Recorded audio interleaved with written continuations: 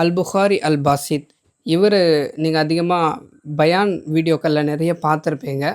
ஆனால் இவரை பற்றியான இப்போது பரவக்கூடிய அந்த அவதூறு இருக்கு இல்லையா, இதை பற்றியான ஒரு விஷயத்த மட்டும் நான் சொல்லிக்கிறேன். என்னன்னு சொன்னால், அவர் குற்றம் செஞ்சதாகவே இருக்கட்டும், குற்றம் செய்யாதவராக இருக்கட்டும், ரெண்டு தரப்பு இருக்குது.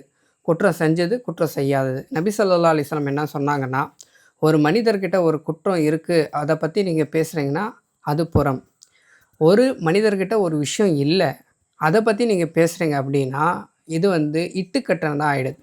நீங்கள் எப்படி பேசினாலுமே ஒரு மனுஷனுடைய பாவத்தை பற்றி நீங்கள் பேசினாலே முதல்ல அது பாவத்தில் சேரும் அப்படின்றத முதல்ல நம்ம புரிஞ்சுக்கணும்.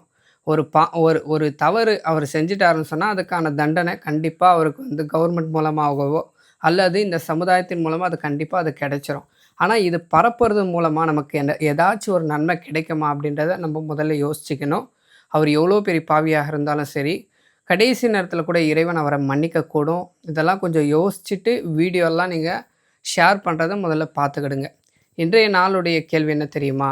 ஒரு மனிதரை பற்றி புறம் பேசக்கூடாது, அவதூறும் நம்ம என்ன செய்யக்கூடாது, இட்டுக்கட்டியும் பேசக்கூடாது. இதை பற்றியான ஹதீஸ் உங்களுக்கு தெரிஞ்சால் கமெண்ட் பாக்ஸில் கமெண்ட் பண்ணுங்கள்.